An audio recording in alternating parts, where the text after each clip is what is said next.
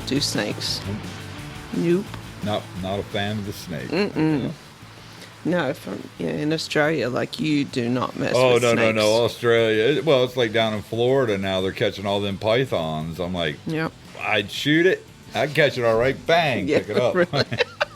Yeah, if it were dead. All right, love, one issue is your face obscured. Do you mind that? No, I Are would you sure? just put it on you. 100%. Don't put it on me. Big Bird Cropper, Craig Cropper. We're rolling off, starting this one off. Salute. Thank you for stopping by. You are Ocean City's local living fishing legend. Yeah. He agrees. I guess so. I had real good teachers back in the day. I mean, when they started the Ocean City Surf Anglers Association, and I was 16-year-old and had a four-wheel drive, yeah, man. And then if you could put up with the old guys playing practical jokes on you. And I didn't mind. I mean, if they didn't catch you paying attention to your rod, they'd go out there and loosen your drag. Mm-hmm. Or they'd go wow. out there and flip your bail open, all your lines going out, and your rod's going crazy. You think you got to, and you go out there going, hey, and oh well. I'm going to have to pound the dog in a second. Mm-hmm. He loves you. No, he just wants to come and eat you. That's what he wants to do. All right, that's our resident protector. Yeah. I got to do something with him. I mean, if you We're pausing now for a commercial for the new Molly's place. Come out and enjoy. if you want to, This place is incredible to see, no doubt. Can I let him out? are you okay if he has to do the sniff thing? Go ahead. And, yeah. Let the dog, All right, be dogs good. and me get, Nice. Be nice, buddy. Good boy. All right. Big Bird. All right, Yeah, so you do. You passed the test, Bird. I get along with animals. I'm not worried about dogs. Yeah, he's good. They only bite once. Well, he has drawn blood. Man, I'm all over the place. Totally out of sorts here, which I Okay. say it all the time, but our some people, a few people I know that are listening will know if I say Boardwalk Elvis. Well, Boardwalk Elvis, Ocean City's Boardwalk Elvis, Elvis's brother stopped in right before you were here, and it was good to talk to Josh, but he slowed me down a little bit, so That's I'm out of sorts just a little bit. Big Bird, this is the Pit Boss Podcast brought to you by our good friends at Molly's. I already heard you say that. Molly's Place Sporting Goods is easily found on Route 213 in Kennedyville, Maryland, mymollys.com. Do you know another one of our sponsors? Oh. Crabs to Go. Oh, yeah, John Whitmire and the boys. Best. I mean, if you want quality, you go to Whitmire's. There you go, Route 50 and 589. And they still use their grandmother's old soup recipe. You will never find a better. Oh, I love their crab soup. Both of them, the white and the The red. Maryland. Yep. My mom loves their homemade coleslaw, and John was nice enough to tell us his tweaking secret of seafood cocktail sauce. So, thank you, Yeah, John. it's really good. Yep, old school recipes around here. 100%. Next up is Duck Blind Bistro. Love, was it good this morning? It's good every time, and it's easy. That's why I like it. Duck Blind Bistro. Guys, thank you very much. John, Paul, and Jay. Next up is it a long list or a short list Of sponsors? it's a dedicated list. It is, because it's all people that good companies, That truly people support us, that yeah. support us, and we support them, and we use their products. Dirty Duck Coffee. It's good. It's all good. It is all good. What are we doing? We're doing Dark Dynasty at the moment? Yes. Dark Dynasty at the moment. That's what we had this morning, right? Yeah. You make it not as strong as I do, but Right. it's still very good. I like to keep my stomach lining intact. Yep. And lastly, but not least, Big Bird, you've never met Steve, but you know the boat, the world's largest duck boat, Steve Hoover Duck Water Boats. Steve Hoover, thank you very much. As I take a deep breath, and Duke is Loving on me. he is. Yeah. All right, Big Bird. We met at the boat ramp. I can't remember how many years ago, but I asked you how do you catch rockfish? In Maryland, we call a striped bass what? Rockfish. I call it, it's always a joke to me. I mean, I hope I can say this without getting in trouble. But You can say whatever you like. well, my wife, I've rode motorcycles around the world, and I've traveled to extensive titty bars here and there. And my wife won't let me go out and play with the strippers no more, so I call the rockfish stripers, stripers, you know. But the rockfish, striped bass. I mean, everybody calls it a little bit different. It's like I love October, September is when we get into the red drum around here. Mm-hmm. Well, down south are spot tails. I mean, you know, and I South Carolina, down in them areas when I go down there in the wintertime and I go red drum fishing, and I learn their techniques and tactics down there and bring them up here, and they work. They're down there with like what I would call a freshwater rod up here. You never even think about it. 15-pound test and 34-inch red drum. That's a rush. Yep. And I'm doing it up here now. So I'm just trying different things in different places and trying to bring it back here. And a lot of the times it works. Nice. Well, where I'm going with this is that you were more than kind to explain to me and show me many different aspects of casting the bridges and the piling or the jetties for rockfish. But you said, do I Roy rig? Yep. And I said, what? Well, like I said before, it's going to different places. The Roy rig, actually, I was down in around Lake Okeechobee, riding my Harley around. I mean, I was just freezing time up here. I'm down there. They're having the bass tours down there, and them guys like Harleys. You know, I was like, cool, you know. So I got to know a lot of the big pros. And they were all like, oh, they preached it into your head. All I've ever did is take freshwater techniques to saltwater, and it works. It works real good. And they preached about how presentation was number one. Your presentation is everything when it comes to it. How you tie it on. And when you have a big rubber grub, when your predator fish hits, it hits the head. And if you're after presentation, you say, why you got a long shank hook like this and a 1-ounce grub head? All I did was short shank the hook. So it made that presentation of that tail so much better. And the rockfish love it. It's a riptide salt and pepper tail with a 1-ounce head that I've short shanked. And I've learned it, like I said, I learned it down south and brought it up here. And it went over. I don't know why it works. And now they go all over the place now. I mean, I've sent them to Germany. I sent them to Canada. They're getting walleye on them out in Ohio. I mean, different places, different things down in Florida. My favorite's the cobia, not the cobia, the tarpon. The guy got on a Roy rig, and I'm like, oh, really? I mean, friends of mine going down there, and a lot of times people are traveling. I'll give them a couple of my bumper stickers, and they'll put them up in different places. And the funniest, there's a nudist beach in Key West, and before you walk on the nudist beach, there's a "Do you Roy rig" bumper sticker, and I'm like, that's funny. Oh, no, they work for us. That's for sure. Oh yeah, 100%. Yeah. I even caught a flounder on one. Yep. I didn't. If I wanted to be like the rest of the fishermen around here, I kept it to myself, but I was catching so many fish. Everybody was calling me a liar. You're a liar. You're a liar. You can't go out and do that. Yeah, I mean, when I first started working it this way, it was on the Route 50 bridge with a bucktail, putting a chicken breast on it and spraying it with WD-40. Drop it straight down. We were pulling up the wheatfish trout one. You don't even hear. You'll hear about 5 or 6 every year. Nice ones get caught. And they have made a little comeback this year of what I'm being told, but I haven't caught one yet. Right. And I've took the freshwater to the saltwater, and it turned over. It's worked real good. Now I'm even getting into the surface poppers. Okay. They got in freshwater. They've always got all these rigs. The deep diving minnows they got that dive down 30 foot. So when you're in a big hole, you can just pull this thing through it, and it's working. You got to change the hooks out and stab yourself 100 times, but you know it still works. Very cool. Yeah, they go. Sorry. No, I was going to say.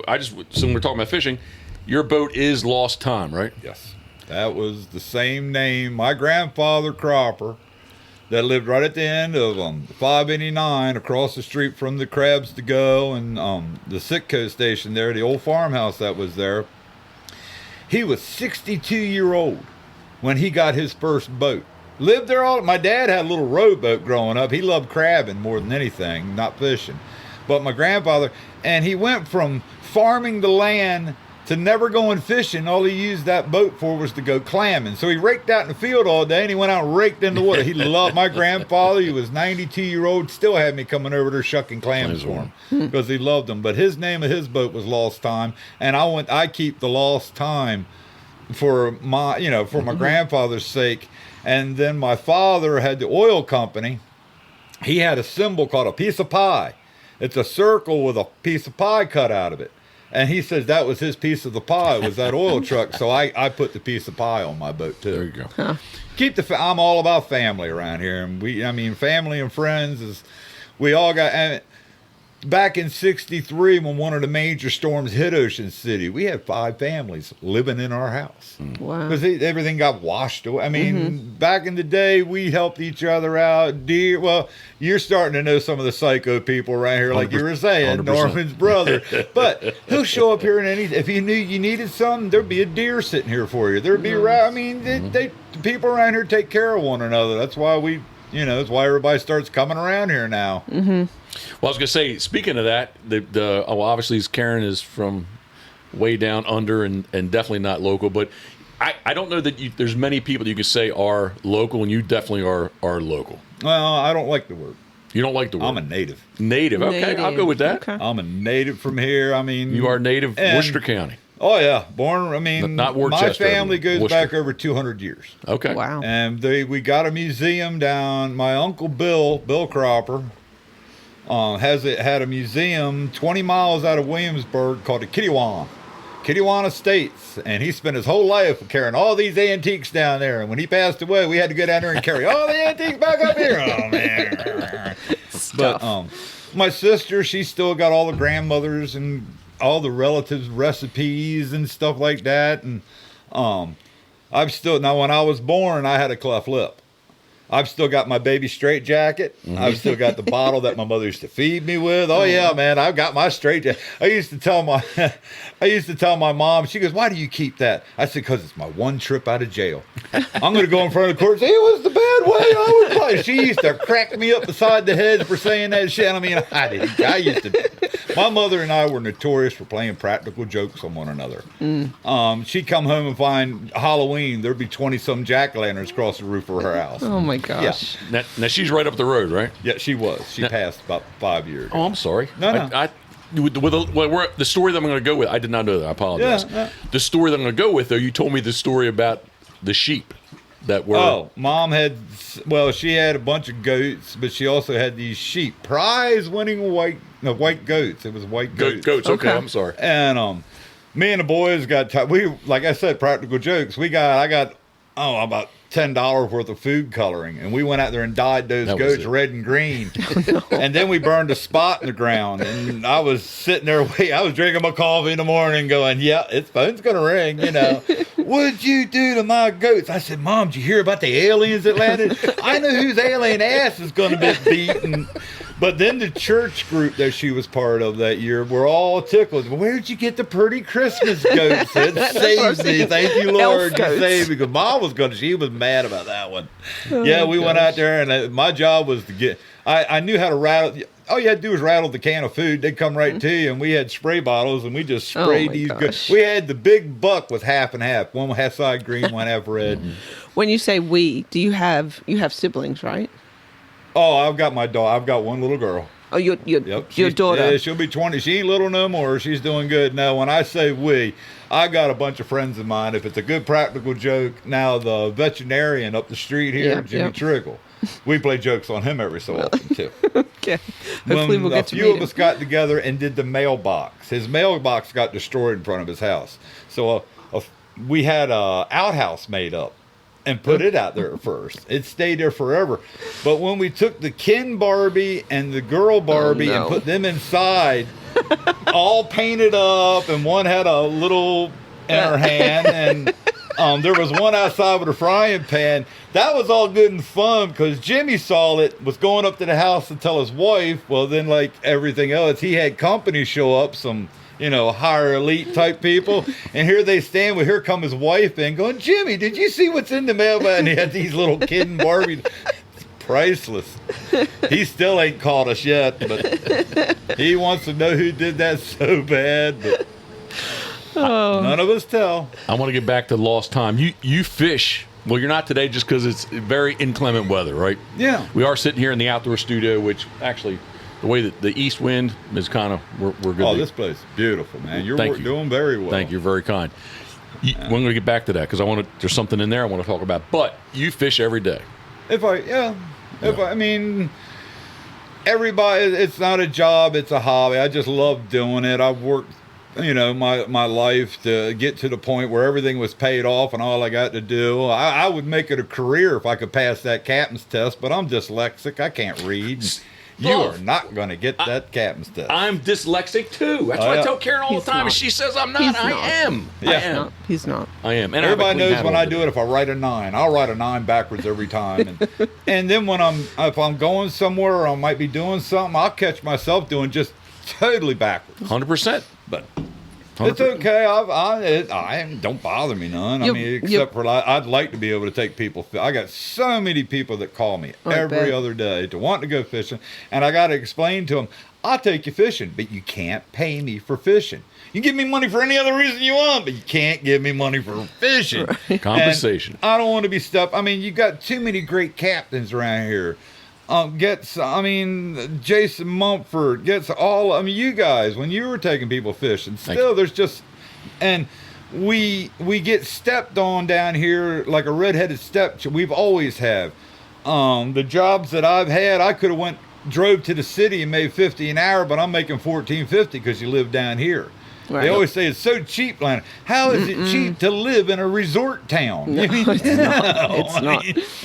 No. I could not ever afford to take my daughter and wife to Ocean City for a weekend or something. But there is a lot of stuff down here that you can do that don't cost nothing. So Yep. Our favorite time is, it used to be, and I have no idea who she was, but the little meter lady would sit in the booth. She'd be asleep when we come. She'd be asleep when we come back. The inlet parking. But basically, when they took the booze away and you did not have to pay for parking, that's when we thought it was safe to go to Ocean City. Yeah. But, like right now, we got Fireman Weekend. We got the June Bugs in town. And it's from now on. It's every weekend. There's a festival. Yep. I can wake up on a Friday or Saturday morning. There's people camping out in my yard. I don't care. I got a nice farm. They want to camp out. I got one couple that come down. He had 4 kids and she had 3 kids, and then they found each other. And oh man, when that pack comes, that's a whole tribe. But they don't buy. They just want a place to stay. Whereas they like coming in October too for when they have the haunted houses and the haunted trails and stuff like. They rather come down here and enjoy themselves and be up in Pennsylvania. So they're somewhere in PA. They always invite me up, but it's hard to leave here. Yeah, no, it is. It's too nice. It is nice. It's grown so much, though, even in a short amount of time I've been here. You should hear my 90-year-old father talk about how it's grown and stuff. Now, that's some incredible stories. And so, like all the old farm equipment. I still have. It's at my dad's farm. And I've got to go up there and I take care of it every year. I got to get his 1942 Ford tractor running every year. And he rides around on it with a 20-gauge single shot and shoots groundhogs. That's Daddy. That's my old man. I love him to death, man. He is the hardest man I've known all my life. Where's that at? Where does he live? Stephen Decatur High School. Oh, wow. Out there in the middle of that field. Oh. My sister and her husband, James, they live out there in another house, but my dad's got the big house out there. Okay. He's got a barn, and inside that barn is all the old farm equipment, all the old harness, everything. And I take care of it. And, like I said, every year when he comes down in Florida, in Fort Myers where he lives, he's got a golf cart. Okay. And he goes everywhere around his golf cart. Up here, he's got a 1942 Ford tractor. I told Karen we need a golf cart here. She's not quite on board with it yet, but no, got to walk. Yeah. So we got the Roy rig. You developed that. What other fishing lures, tackle are you working on? Okay, with the Roy rig, when I made the mold for the Roy rig, I actually messed up because it's just under an ounce. It's not really an ounce; it's under an ounce. And then I've short shanked a 1/2 ounce, and I've hooked up with Rumblefish down in Ocean City. He says if I have any ideas, he'll make it. Well, you know me, I try to help if I can help your business out. 100%. I want everybody to make money, just like I want everybody to catch a fish. I can go out and catch a fish anytime I want. Don't buy. I mean, I can prove it. Have done it several times on TV shows and everything else. But I'd like to. You give me a kid ain't never caught a fish before. I'm gonna have a ball with this child. By the time I get done, he's got a new hobby. Oh man, that's cool. Well, you've done it. You toss that Roy rig in there and twitch it around. I mean, you might catch something big. You might just catch them. You had a ball with me the first time you put me in the bow of your boat because I was like, "Holy moly, Karen! Wait till Karen gets here to do this." It worked. And like I said, even watching Scotty come as far as he had. Scotty never fished like this when we first got going, but now he's got his own tackle line and everything, and But I've had Rumblefish make me up some of these short shanks, and I've had him. He's just come out with it for the boys on 50 Bridge. Now the boys up on 50 last night, they were up there in the middle of that storm. Yeah, man. Went 30-mile-an-hour wind, raining like devil. They're still catching 33-inch bluefish. Really? 29. I got Sean that fishes with me in my boat all the time. He's an avid bridge fisherman and kayak fisherman. And he was up there last night. I got pictures of him, 29-inch rock, 33-inch blue. The big blues were up there last night, and Rumblefish has made them a heavier head, an ounce and a half ounce with a short shank hook. When the tide's running. Because like when those fish hit, every predator fish hit, when they hit it in the head. So why you've got to hook this long when you're worried about presentation? Yeah. It just made sense. And the boats were drag. Well, I thought I hurt the dog. No, you. It's your chair. It's the chair squeaking. No, we're messing with the stretch lures quite a bit. There's only one area by the 50 Bridge that's deep enough to play with these things, and we go back there with their great big stretch lures that you're supposed to go out in the ocean and drive 6 knots or whatever, and just drag them behind the boat, and the fish will come up and hit it. And I got my hands on one. I'm like, well, let's give this a try. Well, I use it like a freshwater jerk bait. Yep. Because you're trying and a short. Those things work better when you got them 150 yards out behind you. I ain't got that much line on my reel, so we're got them out 50 or 60 yards, and you're trying to drive this thing into the. Everybody sees Sean when he's working, he's snatching and yanking. You're trying to use that as a freshwater jerk bait. It's once again, like I say, you bring freshwater. When I got people don't go fish with me, they say, "Oh yeah, we freshwater fish all the time. Can you cast a worm?" Yeah, well you can do this too. I mean, and back when I was doing it, nobody ever taught us about the bump. You can be sitting there in your lines back there and you think you hit the bottom. No, you missed the fish. It's a little in the wintertime, it actually just feels like they're just sucking on it. But in the summertime, it's actually a hit. That little pop. When you feel that pop, you've got to set the hook. If you don't set the hook, they're gonna eat it, feel the steel of that hook, and they're gonna spit it out. And that's for striper. Stripers, bluefish. Not only will they'll hit your lure and you'll miss them, they'll steal your tail too. Right. And then when you get it up and you're looking at it, you're like, you got a bite mark here and a bite mark here, and the hook's here, and then the tail's missing. Well, you had to. I mean, if they got it up there, they had it in their mouth. Yeah, that's some fun. For those who are listening, when you say the 50 Bridge or the Route 50 Bridge, that is U.S. Route 50, which starts in Washington, D.C. and ends right here. Well, not right here, but right over there in Ocean City. No. No? No. It does Route not. 50 starts in Ocean City, Maryland, and ends in Sacramento, California. It does. You're coming out of Ocean City, there's a great big sign that says 2,320-some miles to Sacramento, California. I have seen that sign. I have seen that sign. And there's one in California. All right. That says now, I might say the name wrong over there in California, but I got buddies of mine that's got pictures of both ends when they're coming out. And my mother always wanted to travel it. Oh, wow. She always, but I'm like, Mom, let's take Route 10 across. Let's take one of these other routes across. Not 50. 50, yeah. That would be kind of cool. Oh, yeah. Take 50 straight. You start out in Ocean City and end up in another spot. Right on Route 50. It's got to be it's like Route 66 back in the day and stuff like that. I'm sure with Google Maps these days, you could probably pull up an image of that, Route 50 in Sacramento. Route 40 starts in Atlantic City, New Jersey, and it ends in San Francisco. There you go. Maybe not the most traveled highway in some spots. Well, nowadays, heck, it's just like the roads around here. They've named them so many different names. Old 13 used to be a major route. Now as you got the bypass around Berlin and stuff, nobody ever uses that no more. So I tried to tell Karen that some of those roads, I was like, can you believe this was like, so right up here at Peerless, right? The first road we crossed, so that's the old 113. I was like, it was a single lane highway. Can you imagine all the traffic north and south on that road? Well, how about the road now before Route 50 got built?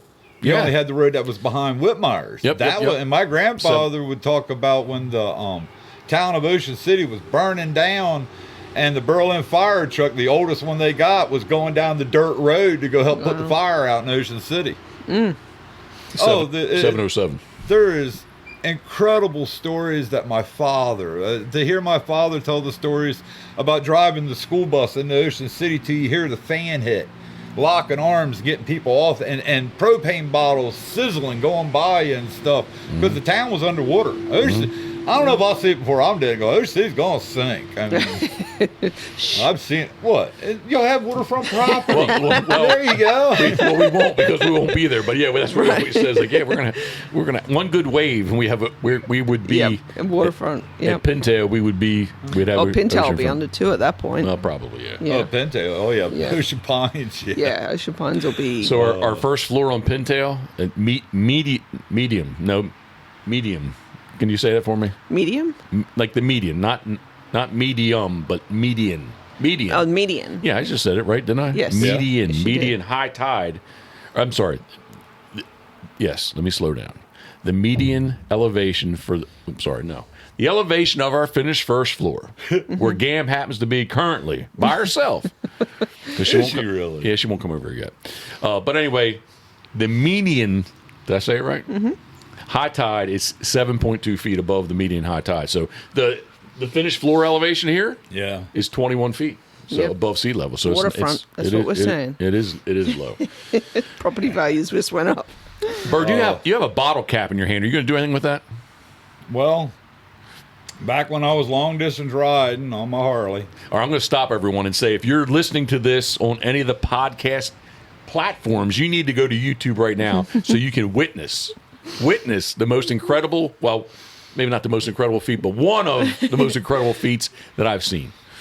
Well, back when, like I said, I was long distance riding and helped my mom take care of 200,000 chickens. If you ran your hands through the chicken feed and stuff, it toughened them up, and working out on the highways like I did and everything. Well, I was in the Keys at the Hog's Breath Saloon, and there was one of those, mountain climber guys. He goes, well, I'll bet you a drink you can bend this bottle top. Well, I was a big bad biker, I'll take this challenge. I can't be a biker because I ain't got no tattoos, but we don't either. Yeah. We don't either. But and he come up and he took this bottle top, and I went, oh, you mean bend it? And I was getting ready to bend it the easy way. Oh, no. He wants you to put the sharp edges against your fingers like this and drive your thumb through the middle. And I'm like, ow, ow, ow, ow, ow, ow. And of course, I lost that bet, but then it was a challenge. And I got to the point where I can, you got to do it. It's incredible. Until it clicks. And that's crazy. And I have drank, once I learned how to do it, I have drank free in Ocean City for years. If I wanted a beer in Ocean City, I could go down there. I might have to buy the first one. And, now, different beers are different strength. Now, Coors Light, I can make them like that one. I can make that look pretty good. A Heineken, I had a $100 bet on that one night, and I was bleeding out of my hand. Now, if you can see my fingers, you can see it chews you up. It does chew them up. But it don't buy. I mean, like, I've done it so many times that. And if you get down around the clubs and stuff, and they're like, they're gonna beat you up or something. You sit here and bend, and then you show them one. Oh, you're a tough guy. No, I got tough hands, man. That's yeah. I'd be taking bets. You can make some money on that. Oh, I've won quite a bit. I bet you have. The scaredest I think it was the Redskins were in Ocean City at the. I don't remember what bar, but I walked in. There was a bunch of the Redskins player, and it was at Clam. It was at the Bearded Clam, and Jeffy, the doorman, he nudges me. Want to have some fun? Yeah, I knew what he was up to. He was setting these guys up. He got me a Coors Light, and I bent one, and I tossed it in front of the guy. And they put a beer, whatever beer bottle he wanted, and they're all like, ow, ow, ow, ow, ow, ow. And I went through and I did every one of the football players. Oh, they were mad at me, man. Oh, you're some tough guy. No, I just got tough hands, man. But like I said, one of the mountain climber guys, he was the one that first got me, and I just kept messing with it till I figured out how to. It's just, you got to pressure through the mind over matter, and it don't matter. Yeah, mind don't matter. I don't got the So again, I'm going to tell everyone, if you're listening to this on any of the podcast platforms, you got to go to YouTube and check that out. So yeah, incredible. Yep, let's Bird, see everyone's efforts. No, heck, I enjoy myself. Like I said, I've done it so long, and it's funny because if I line my fingers up, you can see the bottle top. Oh man, like, doing highway work, I never was hired for my mind. I was always hired for my back. Bulkheading in Ocean City for years. Different job. My first job was behind Hooper's. There was Elliott Sports Marina. Okay. And is that like Elliott's Hardware, and they have, no, that's a different brand of Elliott's. Okay. Elliott's Hardware used to be right down the street in the old shopping plaza until they got the new business. Okay. Back when he had the skateboarding dog. Oh, they had a dog that would ride a skateboard across the parking lot. I don't think I saw that. No, I haven't seen that. That's old. That's old school. Back in the day. Back when the boys used to play long distance frisbee in that parking lot. Oh, really? At night when nobody else was there and they had the lights on, these boys would be out there with these glow in the dark frisbees, and they would chunk it a mile. Oh, wow. That's cool.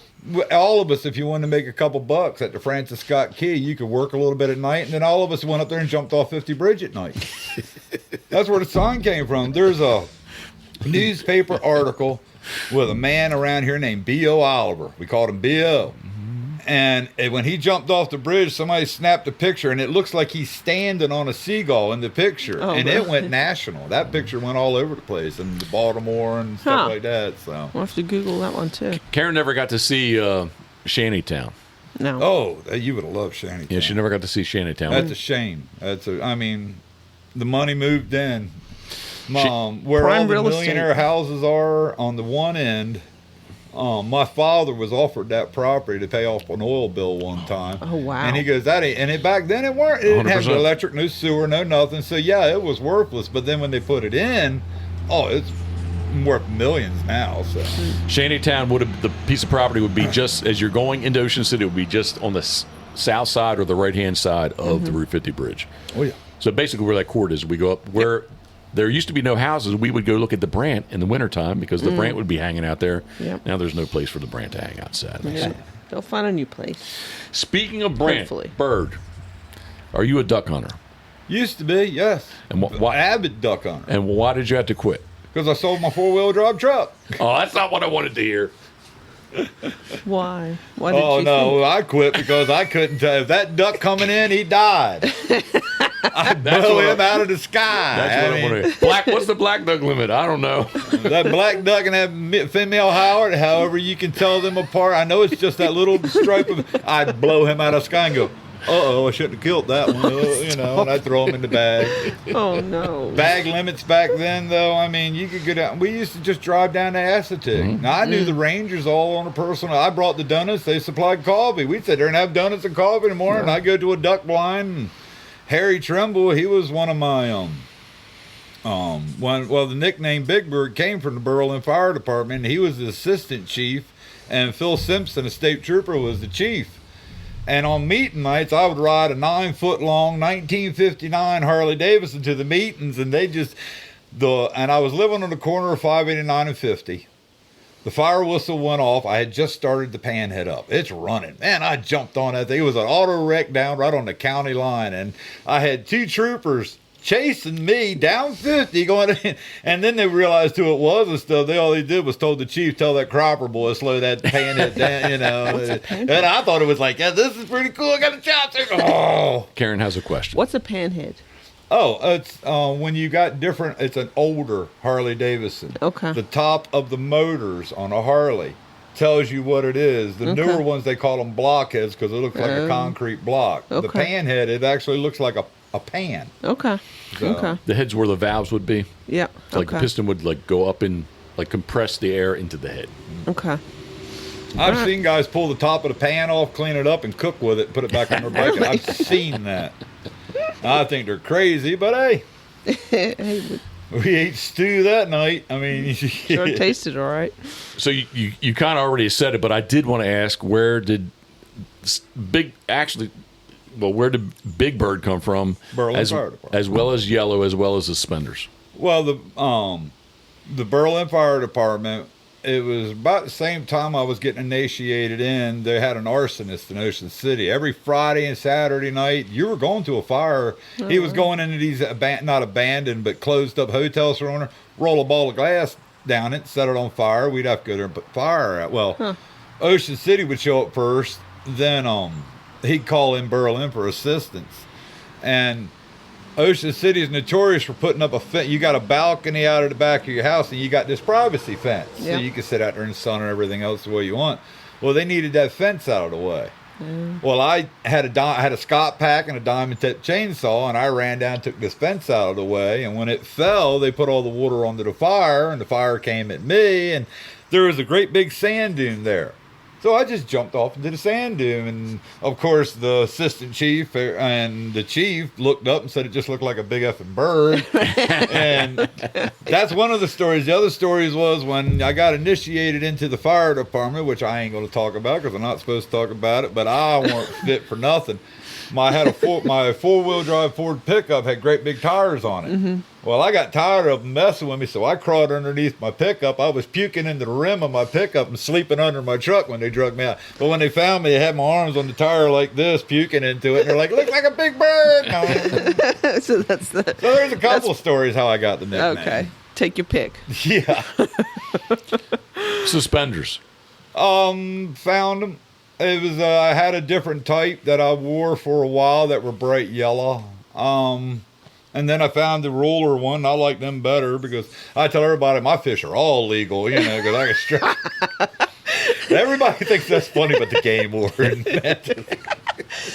Have you actually used them to measure? Actually, they're pretty close. Really? Yeah. I have never really. I got a tape measure I can put my hands on most of the time, or. My guy I went to high school with is actually a game warden around here, and he let me have one of the older, I forget the name of that measuring board they call it. It's the perfect board for measuring, and if I'm going to be measuring fish, I want it right. Yeah. $500 a fish and taking all your money and your gear, and no. I'll just stay legal. It's easier that way because everybody gives me grief because I don't eat my fish. Well, I was going to ask you, how do you like to cook your fish? I don't. Well, I know that, but I was going to ask you how. I understand. What's your favorite? No, I'm not.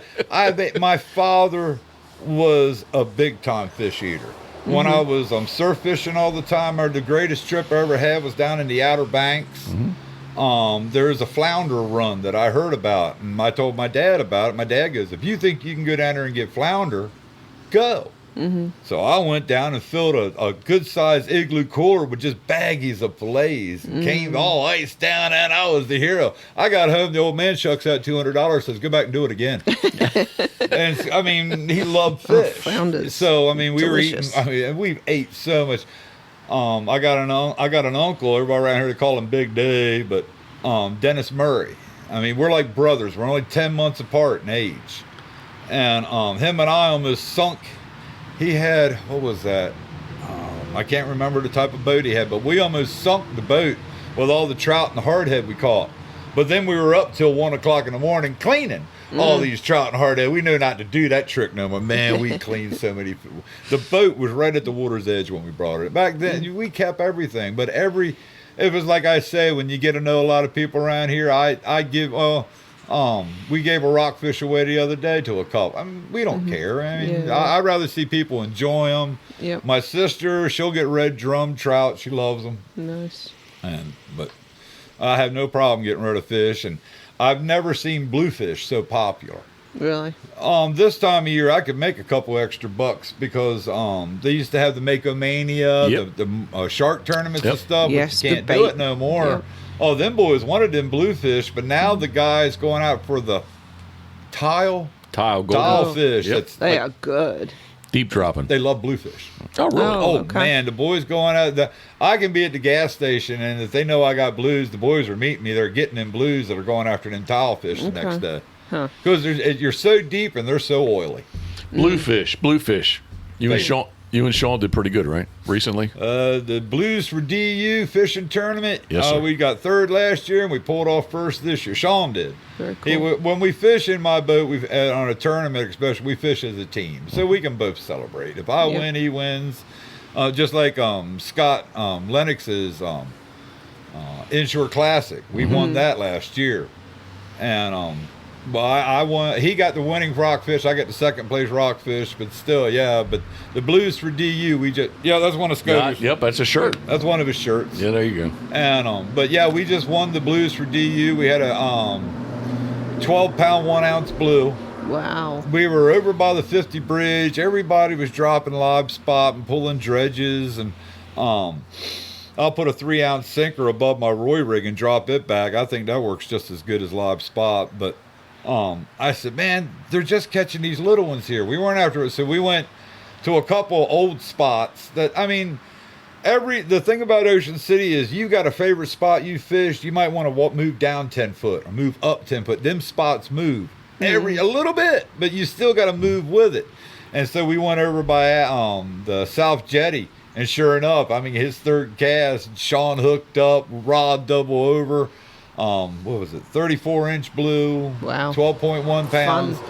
And he learned all sorts of new words. Oh, yeah. Well, he took the winnings of the Inshore Classic, his side of the winnings, and bought me a trolling motor, $6,000 trolling motor. Oh, I'm like, my and it has gosh. me, and I got to admit, I weren't happy with it. I weren't going to do it, but it's made from fishing and me having to drive all the time to fishing on a platform. You're actually concentrating. Nice. And he actually got into the back end of the boat, and every time that you'd see this big blue come up and roll and take off, and he woo woo woo woo. I mean, his rod was doubled. It was screaming because you've got so many factors working against you when it comes to bluefish, because you're hooked up to this one and everybody's like, oh, he's got teeth, he's going to bite you off. That's not what you got to worry about. It's that other bluefish that's going to come dry and try to steal. It's like they're like seagulls. They're going to fly around and try to steal each other's food. Okay. And one of the old tricks that my grandfather used to do was, if you got a nice blue, you took a steel leader and you hooked it to his face and threw it out there on a rope. Wherever that was swimming around, four or five others would come up and join them. Huh.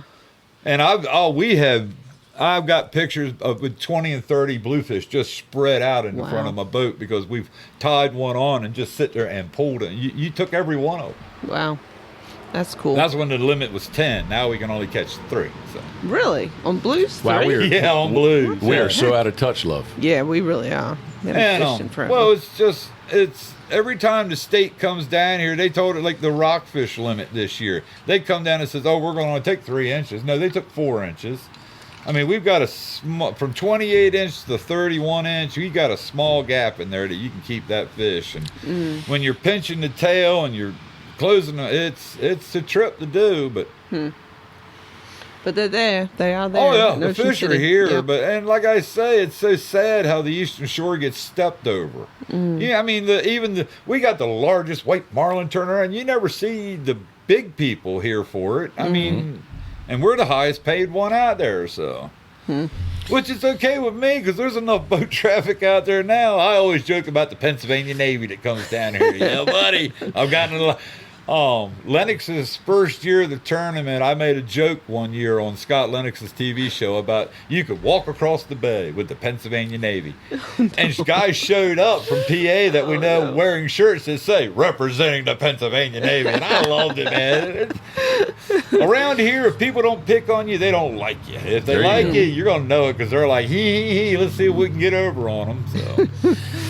Your trolling motor. Yes. And this has been a topic Karen and I have talked about before.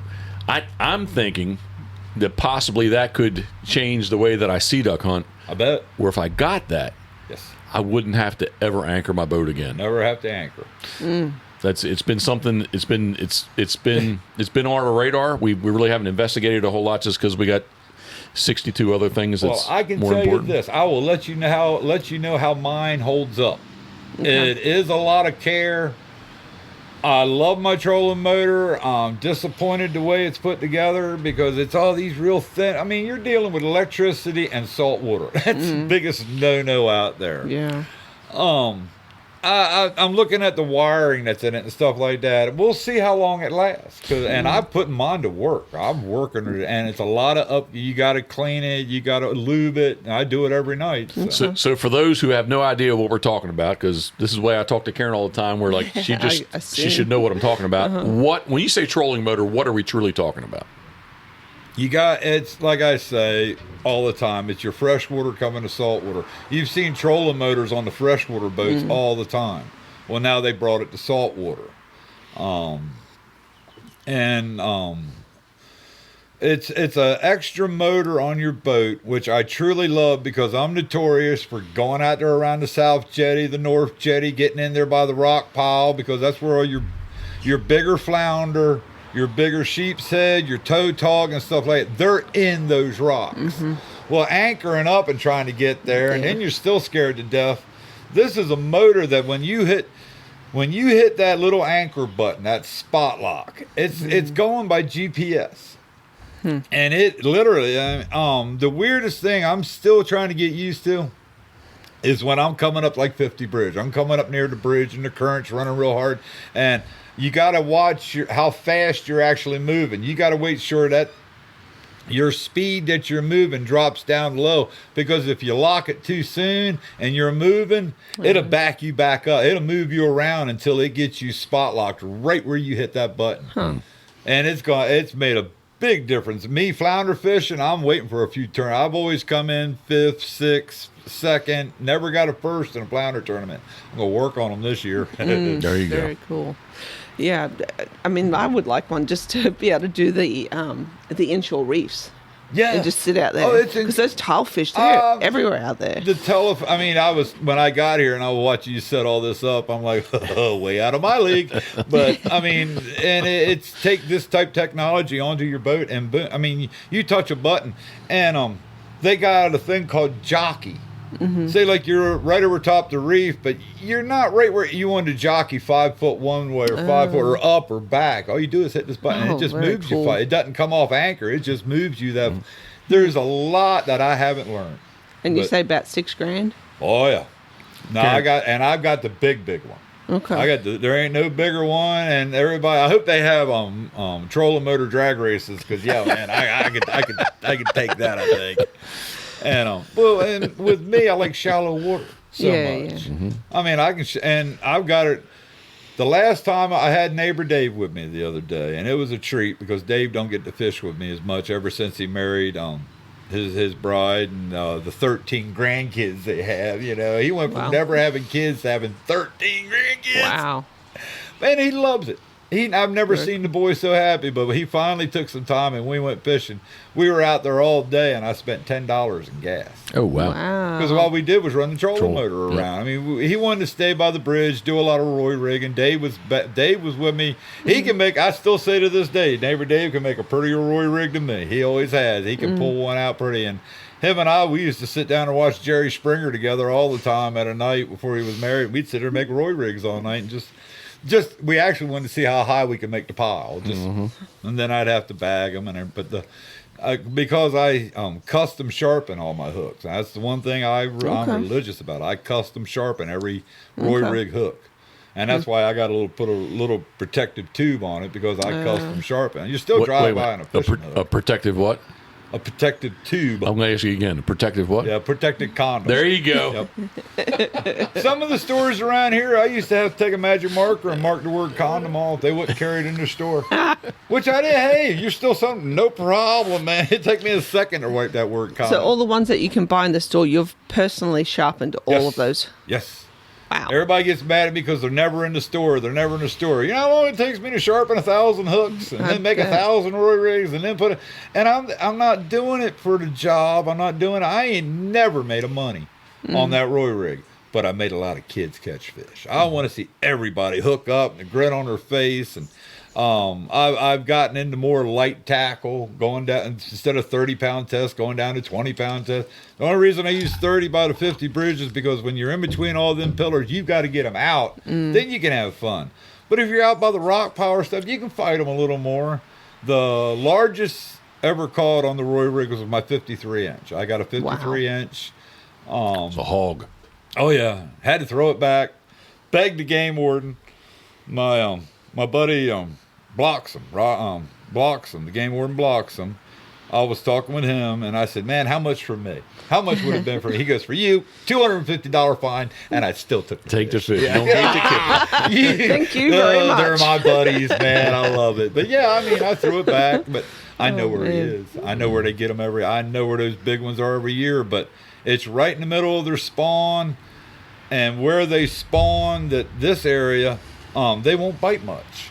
How I got him to bite that, he was through the spawn. He was already, she was already empty and everything. It was a great fish, but and Sean was with me. He's got one of the funniest videos you'd ever seen. Me trying to, I wish he'd kept videotaping, but I'm glad he netted the fish for me. But Very cool. Love, what is your best rock pile story with us? Me? Yeah, we were anchored up fishing, and what happened? We're ready to go. We're ready to leave, and what happened? We talking about the cable? Yes. Oh, good Lord. Oh, my gosh. Yeah, just trying to pull the anchor up, and, suddenly it just got really, really heavy, and we could not get it up. There was some old cable. We were in the old Banks boat. Yeah. oh, okay. Over at the rock pile at the turtle hump. Over Yeah, there. turtle. Yeah. Yeah. Yep. Whew. And I didn't want to. I wasn't going to lose my anchor. Nope. I got it up enough, and I tied this thing off to the cleat, which I thought the cleat was. It's gonna get ripped off. It's a polymer cleat. It's not metal. I thought I was going to rip the cleat off. We towed that thing how many yards up into To get that little cove, the beach into the first cove. little cove. Yeah. And finally got that thing up. It was like an inch. It had to be an inch in diameter cable. I don't know what was on the other end, but what I wanted you to say is what happened. You didn't lose your mind? That's what I wanted Yeah. you to say. I That's thought what I he wanted was you to gonna. say. Thought he was gonna have a Jeffrey meltdown, but I he didn't. didn't. Oh, I was I shocked. wanted my anchor back. Yeah, that was crazy. I really- catch 4 or 5 every year. 4 or 5 anchor. I catch a line, pull it up. Oh, here's an anchor. I mean, I was not losing my anchor that day. No, there's some good rocks down in there. Would be interesting to see But- some footage. but like I say, that with the trolling motor, the spot lock. I mean, boom, that takes the anchor, and I got the self-deploying one. I don't have to walk up to the front of my boat and lift it over and put it in. I just push a button, it puts Wow. itself in. Man. So maybe that's the way to go, because I was thinking about, like, I always anchor from the, if I'm going to use a conventional anchor, I anchor from the stern, right? So I was thinking, like, having this thing on the back of the boat, is it going to work? But maybe that's the way to go. And like I did with mine, I got blessed and lucky with mine because I didn't take into account that I'm dropping 100 pounds on the bow. I mean, boom. And then when you're loading, you got to make sure where you put it. When you load it up on that, it's not going to hit the winch or any of this stuff. And I got lucky because I never thought about that till I unloaded the boat. And I'm like, oh man, that's going to be pretty cool. But I drive my boat like you do. Yeah. I drive my boat on. So Well, and being a creature of habit, I thought the same thing. It's like, man, I'd really like to do, like, I got it down, and I do it the same thing every day. I was like, I really can't have this big piece of, what's the shaft on the thing, 7 feet long? 6 feet? oh yeah, Yeah, Yeah, this yeah. big old thing hanging off the boat. First off, for the money, I can't damage it, and secondly, I don't want it to like disrupt the way that I do things. yeah. Yeah. And How- I like the quietness now. I just did this hooked on. I just did the episode with Scotty. He got up with me. He was in trouble. He'd been on 3 different fishing trips. I hadn't caught nothing. I gotta catch a fish. I said, well, I really don't want to go to 50 Bridge again. I mean, 50 is always, you can always find something around 50. I said, let's go to the Verrazano Bridge down by Assateague. And because I weren't good with the trolling motor at all then, and I didn't want all the current. Sure. And I wanted to be able, and it was just, it's so quiet. You're sneaking up, you're literally sneaking up on the fish more. You're not making blah, blah, blah, blah, blah. You just got this trolling motor, and it's made a difference. Huh. How long does it take to charge?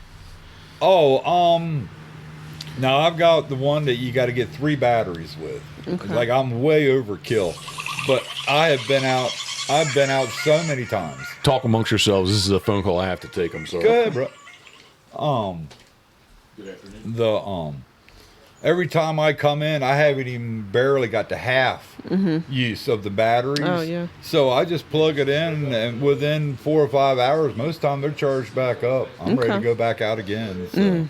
And when I come in, I just plug it. And When I got it, it's a battery charger and tender. So it charges your battery up, but it also keeps them tended. Okay. So if you leave it plugged in for days, it don't matter. It's just okay. It kicks on and off.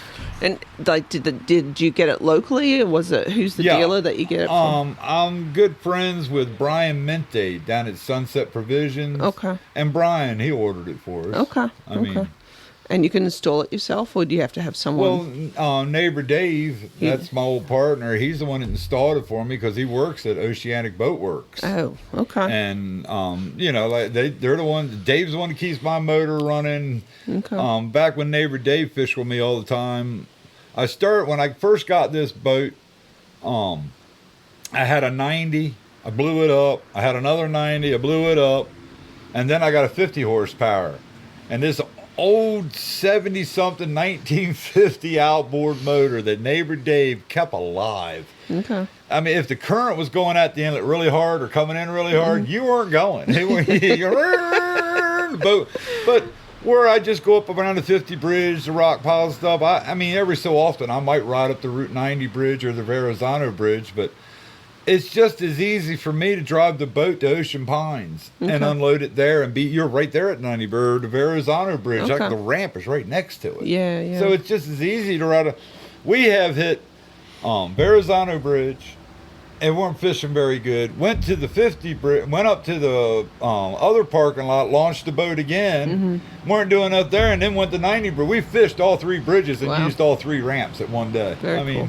Just real easy. Nice.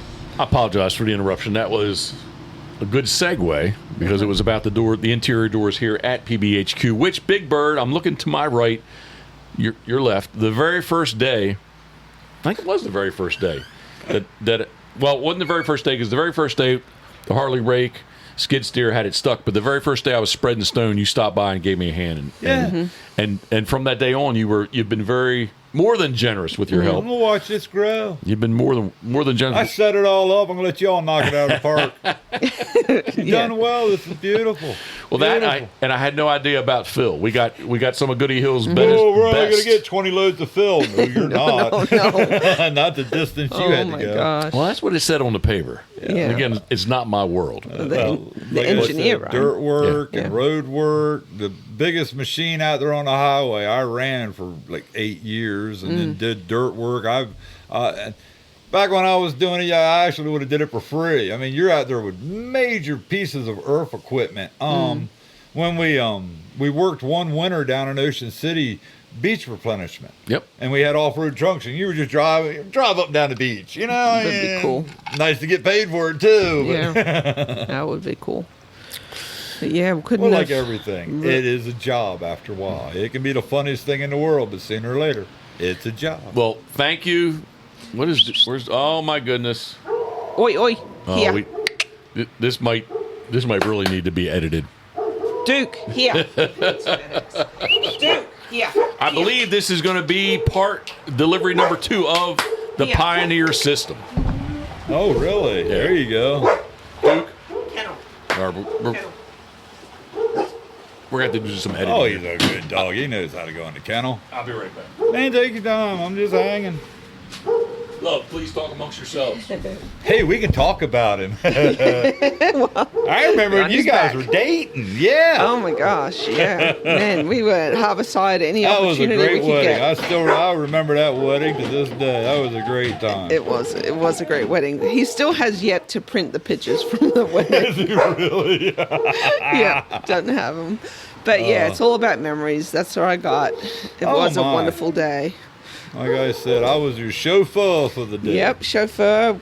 Walked me down the sandy aisle. Yeah, get the crippled guy to help you walk. And you were in heels, right? No, I was in flip-flops. Flip-flops, I had my right. flip-flops. Yeah, that was a great day. Yeah, Jeff always cracks me up. The only one I know, and he's snow on the ground. He's got shorts and flip-flops going by you. Yeah, I don't know. He definitely runs He hot. loves it. Yeah, he does. He'll get older. It'll catch up with him. He's getting there. Keeps saying he's an old guy. It is part number 2. Oh, good. Box number 2. Good. That means more work. More work. More money, more work. What are you going to do when it's over? You're going to sit back and enjoy it. I don't think it'll ever be over. That's why. Tomato plants? Yep. Tomatoes. Duke? That's in the little barrel thing. Some cherry tomatoes. There was we had some growing over at Pintail. And, Tomatoes, huh? Tomatoes. And it was such a good producer last year that we stole the little what do you call them? That little sapling, We call them in the tomato world volunteers. Volunteer. They were volunteers. Yeah, so we snagged those, brought them over here. They're taken off. The other one we have is some plum tomatoes. That's our salsa.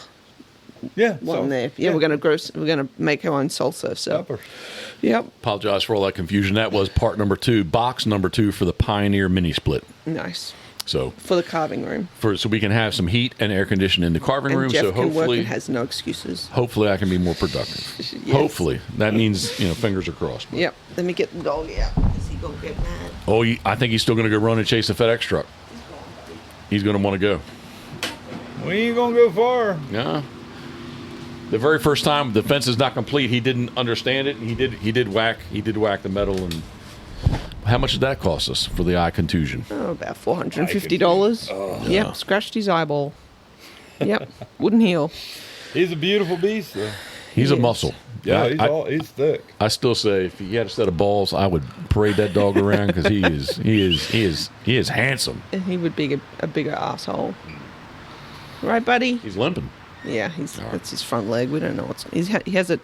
He has a cancerous tumor growing on there. We've had it taken off, but it's already grown back. So I don't know if it's associated with that or what the deal is, but it's all about quality of life. Or just Duke being Duke. Duke being Duke. Yeah. Do you have more questions for Big Bird? Because I have a question. Go, shoot, love, go. Snakehead. Oh yes, good. I'm sorry. Yeah. So it really isn't about, because I'm totally interested in this whole snakehead thing. I want to go give it a try, because we did do the Mollies. They had a fishing seminar on snakehead fishing. They did, which totally piqued my interest, and now I want to try. And I asked Josh, who was here earlier. He's a native too of the area. If he knew anywhere in this immediate area where there was snakehead, he wasn't familiar with it. So you're the fishing guy. Where are they at? Are they around here? You gotta go up by Cambridge. Okay. They're up in the back. They are. I mean, we have them here. They have. Now I'm religious about going down to the Pocomoke River. Yep. In the springtime and stuff. We haven't really seen many down there. Interesting. Farther down the Pocomoke River, like they're down by Pocomoke City and stuff. I've heard they've had them more down there. But if you really want to get them, you go up around Cambridge, the wildlife refuge up there and stuff, around the bridges in there. Blackwater. There I googled it earlier today. You go up there and you ride around, and where they're at, you'll know it because you'll see the other people there sitting there fishing. Okay. I mean, I'm gonna do I haven't caught one yet. I've been Okay. invited to 2 different trips, and I am going to go because one of my favorite things to do, that's why I like bluefish so much, is surface. If you find a school of bluefish boiling, or even rockfish too, you can throw a surface popper out there and work it through. And it was with Scotty on one of the TV shows. We had 30-inch bluefish coming out of the water, and Oh, really? the blues, a popper, they'll actually bite it so hard they'll bust it right in half sometimes. I got one home that was busted in half by a bluefish, and if it weren't for the front troubles, I wouldn't have got it. And I had to dig the other ones out of the blue. But those snakeheads, they've moved in. It's like the blue cats too. They're not from here. They get them and kill them, and you know that's all they say. I'm gonna go do it. I'm doing it. But they say they're delicious. That's what we've heard. Everybody tells me they're delicious. Yeah. And, we love fish, so we just, haven't haven't fished since October 2021. I can't. Well, the flounder are moving in thick. Oh, really? It's good to see the flounder. Here it is summer. It really is. We're into summer, and we're out here. I'm comfortable. Most time I'm out here this time of year. It's sweaty. It's hot, but we're still getting cold fronts, and the water hasn't warmed up. Yeah. What about all this fresh water? We just got all this rain. What's that going to do to the flounder or any of the fish? It'll still be fine. It's not going to flush them out. No, because the ground's so dry. We needed this rain so bad. Yeah, true. The farmers are just clicking their heels, boy. They're taking like I say, I still got a lot of farmland that I help take care of and stuff, and we needed this rain. Okay. This rain ain't done nothing but. Well, and then this weekend you've got the kayak tournament. Okay. You've got the small boat tournament, the Marlin Club small boat tournament this weekend. I've won that 3 years in a row with a couple that they got with me years ago, and they always wanted to do this tournament. I don't care, we'll go. They're friends of mine. They got a daughter that's special. I mean, I love her to death. She's a trip, and they might want me to do the kids classic with her. That she's old enough to do the kids classic this year, so I'm thinking about maybe taking her. If they want to do it. Yeah. I don't Nice. know. And Saturday's going to be kind of messy, but Sunday's going to be fishable. Sunday, there's going to be so many people out there. Oh, man. You haven't even looked at the weather that far ahead, but Sunday's meant to be good. Nice. Oh, yeah. Sunday's Nice. beautiful. Good. First hurricane's going into the Gulf. That second one looks like it's turning north. Well, Just wait and see. I'm scared to death. I don't say it often, but this year it needs to cool off. What brings hurricanes here is hot water. Well, everything around us is boiling, really. Oh, I mean, my dad's a heat lover. That's why he's in Fort Myers, Florida. He even told me the other day, "Oh, it's getting hot down here," which ain't good. That means that water temperature's getting. I mean, I've seen the water temperature 80s up here and stuff, and that scares you because warm water draws hurricanes. Okay. The only thing saves us half times that Chesapeake Bay. They always talk about the hurricanes coming across and coming up, and you watch that wind. If the wind's blowing out the Chesapeake, a lot of times that'll save us. Push it off. But a lot of times it'll suck it right up that Chesapeake. That'll follow that. That's I've happened seen more, too. and then it comes in us at a different direction. That's when it messes up things around here. Well, hopefully. I mean, I love watching a good storm, I have to Oh, say. I do too. I've been in there being Uncle Don, a native man around here. It was us and the National Guard because I was the pier tender down on Dorchester Street, Talbot Street. I just tended the piers, and if a piling broke loose, you just roped it off. Okay. Well, the National Guard come up and we're like, "What are y'all doing here?" And we're walking down the boardwalk getting shit-faced going, "We're watching a hurricane, But I was going down. That's the fun stuff. Yeah. Oh, yeah. Sitting at the bar. Well, I think the Purple Moose kind of, We they used stay to have open year round. I remember the bars around. We had a hurricane party. There's a hurricane party. Shut the doors. Let's have a party. All right, Bert, a great segue. Thank you for bringing it because I would have forgot it. Give me a story, a good story about not Harborside, but the Dewdrop Inn. The dewdrop. Oh, no, what was Harborside called before? Stumbling in. Stumbling in, excuse me. The Dewdrop Inn was up on Route 7 north of Baltimore, excuse me. That's right. Now, that's where the Dewdrop Inn was. That's where That's the Dewdrop Inn. The Stumble In. The Stumbling Give me a good In. story there. It was, well... G-rated, please. Oh, no, ain't no problem. But there was 3 different bars in this area. That when I got old, I was 15-year-old, I could walk in any bar. I'd held my head up high and walk right in. Nobody questioned me. And but there was 3 bars around here. You had the Pine Cone Inn, which is right down the street from here. You had the Harbor, the Stumbling Inn, which is the one I'm getting ready to go back to, and you had the Harbor Inn down in Ocean City, which is the oldest bar in Ocean City, still open. It's as big as Dodge, but still. But if you went there on a Friday or Saturday night, you got shot, you got stabbed, you're going to see a fight. There weren't no doubt there was going to be a fight. But that night I was at the Stumbling Inn. Harborside. And Harborside. Just Stumbling In, people don't know same place. Harborside. I've got the Easy Rider magazine. I took the roving editor there when it was the Stumbling In. And there's a full picture of me and the Easy Rider magazine in front of it, Stumbling In.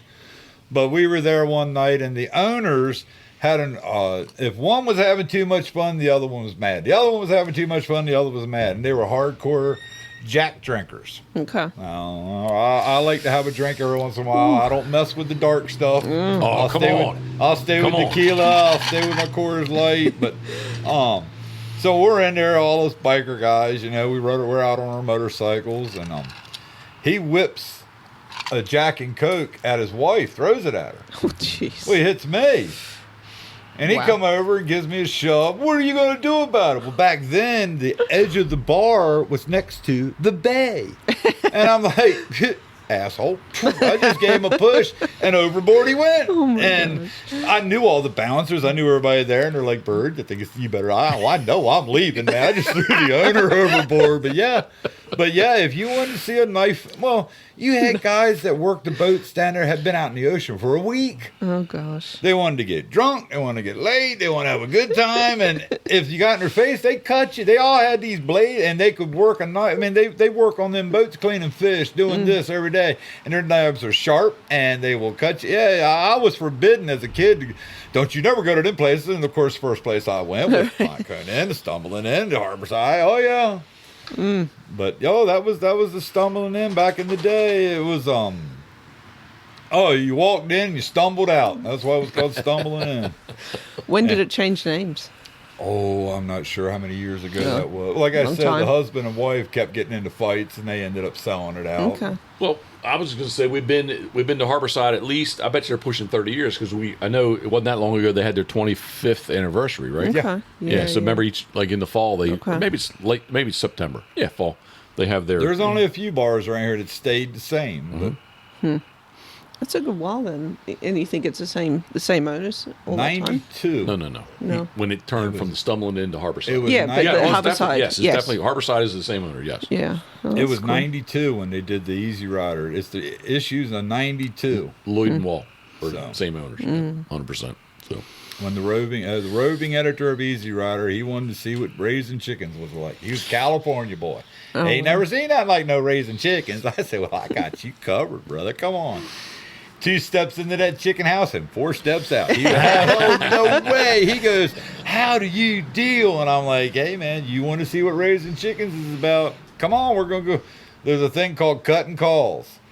And I used to have I think it's called a wedge, a golf club. And I took a grinder and sharpened it. And if you seen a crippled chicken, you seen one messed up, you had to kill it. If you didn't kill it, the Purdue and all the other growers would give you grief. So you sit there and take that golf club and you take his head right off. Oh, they didn't. I've had people just flip out on me for that. I mean, either grab by the legs and smack their head, drop them in a bucket. And you were supposed to scald them. And you took them out and you scalded them, then you could feed them to the hogs. Okay. So every chicken farm around had 30 or 40 hogs somewhere, and you fed them to dead chickens. Huh. I looked for it the other day. Donald Hughes, way back in the day, told me the webpage was delmarva.com. It was everything about the Delmarva, Delaware, Maryland, Virginia Peninsula, delmarva.com. And they had a thing called the chicken counter on there. And believe this or not, there was upwards anywhere from 900,000 to 1 million chickens processed in a single day. Yes. And I tried to find it the other day, and I could not find it because I was curious, like, is this chicken counter still? But anyway. Chicken farming is the processing plants. It's incredible, and the amount of time. It used to be 12 weeks to grow a full-size chicken. You're doing it in 8, 7. Like I said, bending bottle cobs. You should have seen me back in the day when I was working with the chicken feed. Your hands just got numb, turned them yellow. Huh. It's all the chemicals in it. And I ain't gonna say the company, but. One of them always brags about the bright. They got the prettiest breasts. Well, yeah, we put bleach in their water. They're going to turn bright white inside. Yeah, you bleach them. I mean, literally, you got gallons of bleach you pour in their water and it bleaches out the chicken. Well, Fred West Farms actually sat in this chair last night and had a few. Well, he started with Rural Farms Coffee and somehow he switched over to Bush Light. I'm not really sure how that happened, but yeah, he's got some good chicken stories. He is. My mother calls him the Chicken Man. Gan calls him. Has the Chicken Man been over? That's interesting. The funniest is right down the street from you, the old hatchery. He used to take all the eggs and hatch them. Now it's growing pot.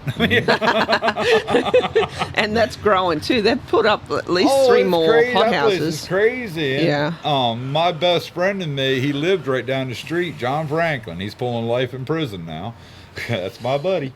But we could go there at night, and there's a tunnel that you could crawl through this tunnel. You came right up in the chicken plant. Oh, yeah. Now, he lived right down the street from me. You know, as kids, we were BB guns walking the ditches.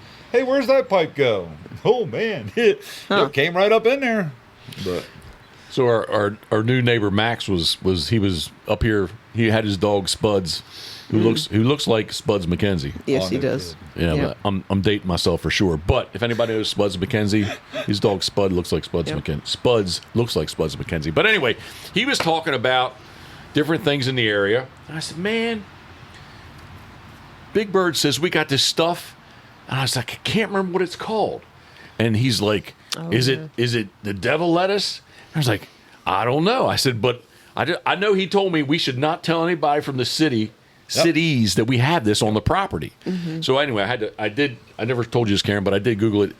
Jimson weed. Jimson weed. That is what we had. The little prickly balls. Yeah, man. When the big pile of all the topsoil we stripped for the pad site here, it was the big pile. And when we were doing the fill, you went down there and it was the big old a big prickly ball. Well, but the big flower. Yeah, and the you were big like, white flower. Man, like, do you know what you got? I was like, no, I don't know what I had. Jimson weed. Jimson weed. He said, you better stay away from that stuff. And if you recall, Karen, I was sick one night. I was like, oh my goodness, man, like I got that, like in the skid steer, like I hit it or I breathed it or I touched it or something, and I just had a good fever for some reason. It'll mess you up bad. And the double sticks, the little trees that got all the pricklies go up to it, they do something. I mean, those city people can find more ways to get yourself trashed. I never understood them, but, I mean, to us, if you mess with Jim's, he'd kill you. And I mean, you got the swamp that goes back here to Delaware line you can take back there. Josh was the old just telling us haunted about trees back there. And there's one, they call it the witch's tree. It's back there. Oh, that's a pretty wild thing to go back there around the old witch's tree. And when I was young, I had a little flat-bottom boat, and we'd go over to Ocean City, pick up some girls, and we could go up and right when Route 90 was brand new. I mean, 90 was not even open to the public yet. You could go up there and anchor, and you could hear the big black drumming underneath of it at night. Really? And we'd tell the girls, it's the spirit of the bay, you know. You hear this boom, boom on the ear. What the? And then we'd catch one. They're like, oh, wow, you know. Dookie just heard you doing it. He wasn't sure what was up with that What's noise. up, Look at him. Bird, when I first met you, you had a flip phone. Now you have an iPhone, so I know you are heavily into social media. Tell everyone who's listening how they can follow along with you. Please tell us. I'm not good with it. Fishing Folks. Oh, Fishing Folks. Yeah. Yeah, that's my daughters and the Roy Rig Company. That's Fishing Folks. They can follow along with that. I don't put much stuff on there. And it's I do fish. Facebook more than anything and put pictures up, and I send pictures to a lot of the coastal fishermen, Scotty, first fishermen. I make it my habit. I want to see everybody catch a fish. I love to see people catch fish, the first timers, the people have never fished like I do. I mean, my mother, when she was around, we had my stepfather was Bill Chester. He was missing his hand about here. He had a nub there. Well, he never fished like I did before, and I got him into fishing, pulling him in, and learning your seasons around here. We got a season that should be coming up any day, where the little bluefish and the shad come schooling in thousands. You catch two at a time. You catch one bluefish and a shad at the same time.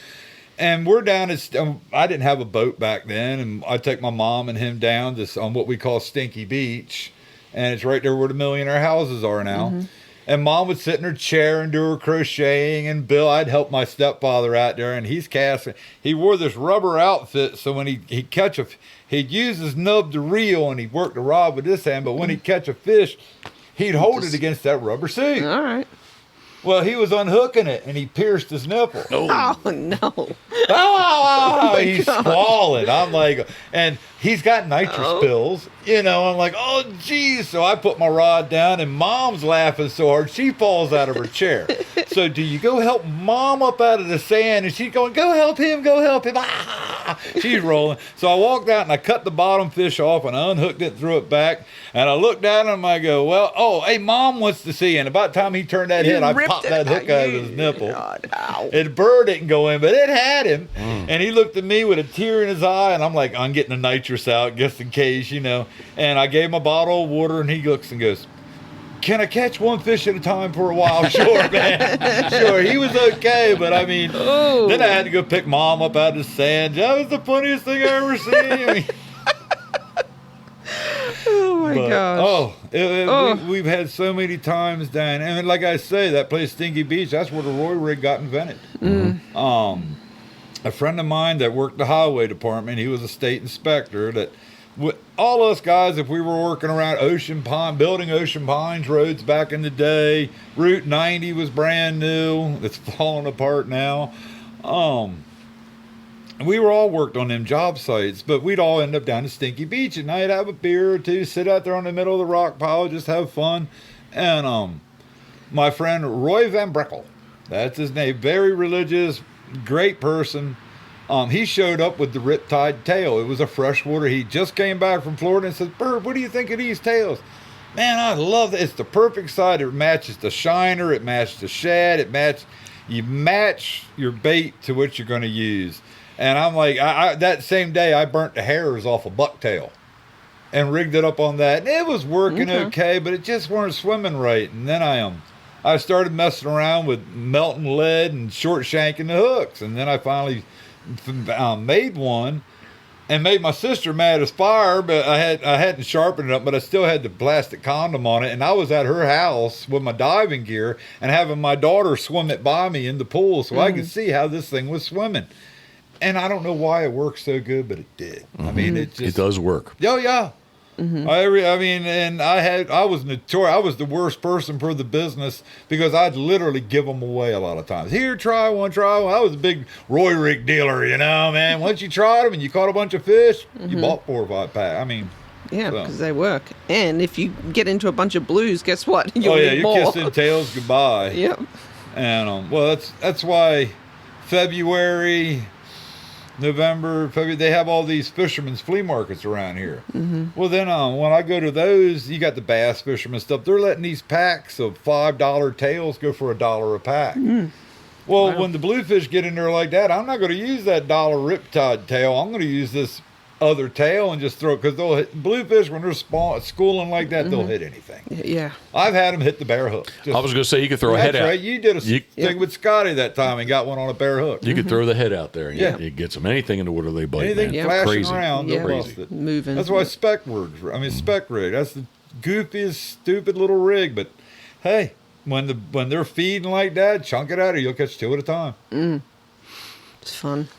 You done love fishing? Oh, good God.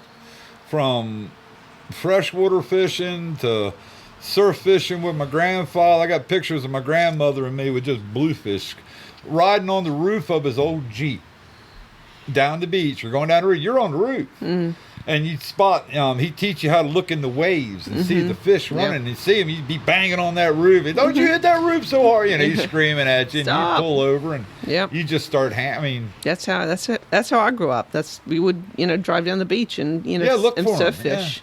Yeah, well, we would go for whiting. I don't know. Whiting, yes. So, that's what we would target. That or brim, swallowtail. But, I'm still betting there's going to be a tarpon caught up here soon. Okay. I'm halfway betting there'll be a tarpon caught here. They're catching them in Virginia. Okay. The water temperature here is moving up so thick. My friends from Fredericton, New Brunswick, Canada, all they're bragging about is the rockfish run they're having. They're having giant rock. The rockfish are following that cooler water. So our very good friend, our very good friends, but specifically Geoff on PEI, which is actually up and around New Brunswick, and they're catching rock. Well, they call them stripers, but they've got a good run of stripers up there. Yeah. There's a canal in Connecticut. I want to fish something. You ride bicycles around and you surf fish from the rock pile and catch 50-inch stripers. And I mean, they're schooled up thick in this. That's a bucket list. I'll be up there one day. It's not that far for you to go. Oh, I know. All right. I'm lazy. When the weather really sucks around here, if the fishing's good up there, I'll go north somewhere. But I'm supposed to be getting home right now, but I didn't go to Laconia. I was supposed to go to Laconia Bike Week 100th anniversary. But, where's that, Laconia? Where is that? Up above Connecticut. Okay. Connecticut. I think so. It's way up there. And I just got friends that my house is sometime a spot for like the Canadians and all the New Yorkers and Massachusetts when they're heading down south for the winter. They stop over and enjoy Ocean City a little bit, and then they can go down, and everybody gets a kick out of the Chesapeake Bay Bridge Tunnel. Oh, yeah. Because, you got those 2 tunnels you ride through, and if you've never done it, it's a rush. It is, 100%. Cool. Yeah, because you're going, and now they got 2 new tunnels being made. The tunnels are being made in Germany and going to float them across. What? Yeah. Serious? Yeah. Wow. Yeah. That's crazy. So I have to interject. So for those who don't know, this is worth you Googling the Chesapeake Bay Bridge Tunnel, which actually be plural because there's 2 tunnels. It is, I'm probably not going to get it exactly right, but basically 20 miles across the mouth of the Chesapeake Bay from the Delmarva, the eastern shore of Virginia, to Virginia Beach, the mainland of Virginia. It is the mouth of Chesapeake Bay. Yep. And it is a bridge that you drive, and it's the craziest thing. And all of a sudden, you go down in a tunnel, and you're underwater for probably a good mile. And you come back up, and you're on a bridge again. You drive, and you go back into a second tunnel. The second tunnel, you're southbound. The second tunnel, you're actually able to stop and get off and have a little bit of a, restrooms. I don't know if the restaurant's still there or not, but basically get off and take a look around and see. Sightseeing area. Yeah, it's pretty cool because you generally and typically just to the west of you is Norfolk, which is a big naval base. So there's always big naval well, there's ships coming up in the Chesapeake Bay, container ships. You'll see them. But there's always a heavy influence of Navy vessels And that's there. why the tunnels, because they couldn't build a bridge tall enough, right? Exactly. To go so that the boats can go. But be careful, because the state of Maryland with their why I don't know why. You got the Chesapeake Bay Bridge Tunnel.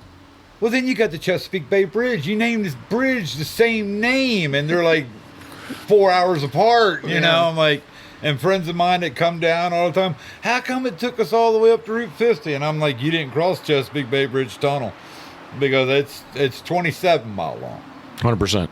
And that, and taking the ferry boat ride up to New Jersey. That's a fun trip around here too. If you ever never done it, that ferry boat ride to Jersey. Lewis to Cape May. Yeah, I've got to do it one day. The Bay Bridge in Maryland would take you from Annapolis, which is the state capital. Yep. I'm going to say it's 7 miles across, I believe, to get you to Kent Island or the Eastern Shore. And the bridge moves. Well, and they call it the walking bridge, and it's a tall one too. There's the old span and a new span. So when the old span, Harleys across it, and you hit a traffic jam, you could feel that thing up there. Stop. And it's built to move. It's got to move, or it'll bust apart. They said. Yeah, some high wind. They have wind warning. All that kind of stuff. Yes, you will not cross either one of the bridges with a 27 to a 30 mile an hour ridge. They will stop you, but they got great rest stops. I've slept out of bed coming home from Florida from bike week, get caught at that rest stop, no problem, man. I'll just go to sleep somewhere. Yeah, it's one of the scary bridges for sure. It's up there. Well, Big Bird, Craig Cropper, we thank you very much. First off, Karen and I, we more than appreciate all that you've done for us over the years with fishing and/or right here at PBHQ. And man, we appreciate you coming on. Thank you very much. If you would ever like to come back, please do so. And we are going to make Aussie meat pies. We need to get 100%. Yeah, we need to get 100% finished you inside. always ask me, what are you from? Me tell your wife make me some Australian cooking. I have not forgotten. I've had Louisiana, I had Florida. I've learned how to deep fry this and that. I love going to different places. I rode to Fredericton, New Brunswick, Canada, to see a buddy of mine for a big wedding festival they were having. They really wanted me to come up, so I rode my Harley up there. And Brian, he took me over to introduce me to his family, and they're like, "Oh, you're the boys that rode up from Maryland." Yes, man. How'd you like some New Brunswick home cooking? Well, sure, they had cabbage wraps. Okay. Oh my, they were. Oh yeah, I hurt myself with that, and I'm sitting there eating this cabbage wrap, and I didn't notice the tree. I had a tree behind me, and I lost my left foot years ago. Got completely crushed on a bike wreck, and I'm a leaner. Well, I walked back towards that tree, and I got ready to lean, and sure enough, a guy said, "Don't." And I didn't pay him no money. What do you mean, don't? I leaned into it, and I literally glued myself to the tree. The sap in that tree was coming out. I never saw it. And I literally peeled myself off the tree, and I went and found my buddy. I said, "Man, it was a great meeting y'all. I'll be right back in a minute." And they're all I know they're laughing. They watched me glue myself to this tree, and I got long hair, and I didn't have my hat on. I mean, literally, and my buddy Brian says, "Right now, just go get in the shower." And it all came right out, but man, it was gross. Oh, yuck. Literally, the sap in those trees up there was just... What kind of tree is it? I don't know. You don't know? A glue tree, because it glued me to it. I mean, when I felt my hair, I could stand off from it, and my hair was like still stuck to the tree, and I'm trying to pull it off, and I'm ripping my hair. I let Karen handle the Anzac cookies, but I do enjoy trying to make a meat pie, because that's something good. Meat pie. And when the first time flying over, we get to the airport in Sydney, and Karen's like, "You want to have a meat pie?" And I'm thinking like I can't remember what the commercial brand would be, but like a pot pie. Pot pie, yeah. Yeah, like I'm thinking, I don't know if it's really for me. She's like, no, these are really good. I'm like, yeah, I don't know. And then we went and actually saw them, like, oh my goodness, man, this is just freaking meat and meat and meat. I was like, yeah. And pastry. Yeah, pastry. Yep. Yeah, meat and pastry. So. I was in Amsterdam one year. I won the Easy Rider Rodeo, and it got me free tickets to go over for a bike show over there. And I'm like, cool. But then they got mad because I wouldn't let them take my bike over. No, I'm taking my bike to Europe, and I never get it back. But so I'm walking around Amsterdam. I'm trashed, and I wanted something to eat bad. And all I could think of was chocolate eclair. I walked into this place. The ladies are all speaking Dutch, friendly as can be, and I'm a big redneck from Maryland. I don't even speak English right. And I walked up and I went, chocolate eclair. The lady lit right up, knew exactly. And I held my hand out and she plucked. Their coins are $5, $2.50, $1. I mean, I don't know one. And she was being honest. She got her money. And it looked like a Big Mac with a fork stuck in it. I mean, it was literally. And I was like, that'll do, man. I had it all over me. It was so funny. Man, I'm getting hungry talking about all this food. Oh, boy. Well, again, Big Bird, we appreciate you being on with us. Thank you very much. This is the Pit Boss Podcast, brought to you by Molly's Place Sporting Goods, Crabs to Go, Duck Blind Bistro, Dirty Duck Coffee, and Steve, you're not last in my heart because I'm in the world's largest duck boat, Steve Hoover Duckwater Boats. Big Bird, we will have you back, and for nothing else, I'm going to make you a meat pie, or I'm sorry, yes. Karen. We will make you a meat pie. Yep. So. Got to keep it authentic. Thank you for being on with us tonight. Thank you, guys. Yeah, Thank you very much. As always, thinking you do it. Thinking of you, we are. Boom.